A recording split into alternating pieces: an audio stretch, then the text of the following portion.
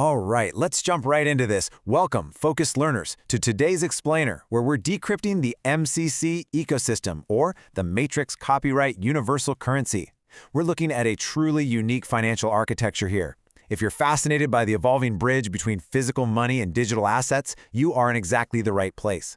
We're going to unpack how everyday fiat currency is transformed into a highly structured, centralized digital script.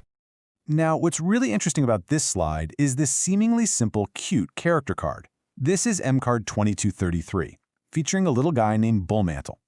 At a passing glance, it just looks like standard digital art, or, a promotional collectible.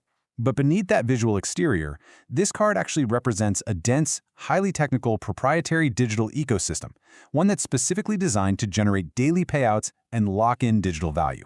To clearly demystify this highly technical system, we're going to follow the journey of a user's money step by step. 1. Enter the Matrix ecosystem. 2. From USD to MCoin. 3. The converted currency bill. 4. End cards and digital copyright. And 5. Wallets, payouts, and terminals. Okay, step 1. Enter the Matrix ecosystem. So, the very first thing you've got to grasp is that this is not your typical Web3 or blockchain project. The MCC ecosystem relies entirely on a centralized digital script architecture that is strictly tied to the Matrix Code copyright ecosystem. The developers deliberately avoided decentralized cryptocurrencies or external tokens. Instead of floating out there on a public blockchain subject to wild market volatility, this ecosystem controls the entire closed-loop environment. This ensures the digital script maintains its verified internal structure. Which brings us to step 2, from USD to MCoin. The easiest way to think about this is through an arcade token analogy. In the USD exchange, every single MCoin is fully backed by fiat currency, like the US dollar. Your physical cash is what gives the MCoin its absolute foundational value. However, just like trading a $20 bill for a cup of arcade tokens, the MCoin's utility is strictly internal. You use it specifically to purchase what they call TIV MDA assets inside their proprietary environment. And that leads us to the absolute most critical rule of engagement for this ecosystem. It's perfectly captured in this direct quote from the source documentation. Funds flow one way into MCoins, with no redemption back to USD. I really want to emphasize this heavily. This one-way conversion is a permanent commitment to the ecosystem's digital utility. You are trading universally accepted fiat cash for a highly specialized digital script, and you literally cannot simply cash it back out into a dollar bill. So if money only flows one way, how is the value proven? That brings us to step 3, the converted currency bill. And this brilliantly illustrates exactly how they bridge that gap. We have an original, physical $1 United States Federal Reserve note sitting right alongside its digital counterpart, the MCC Digital Coin Bill. Notice the serial number prominently displayed on both, A311604A. The original serial number is meticulously preserved on the digital bill. This is the exact mechanism that links the physical fiat ledger directly to the digital MCC ledger. It's just a fascinating way to mirror the physical world straight into the digital space. By pairing the physical bill with its digital counterpart, the system pulls off a few vital things. First, those matching serial numbers maintain total verification integrity. Second, it guarantees an absolute equivalence in value.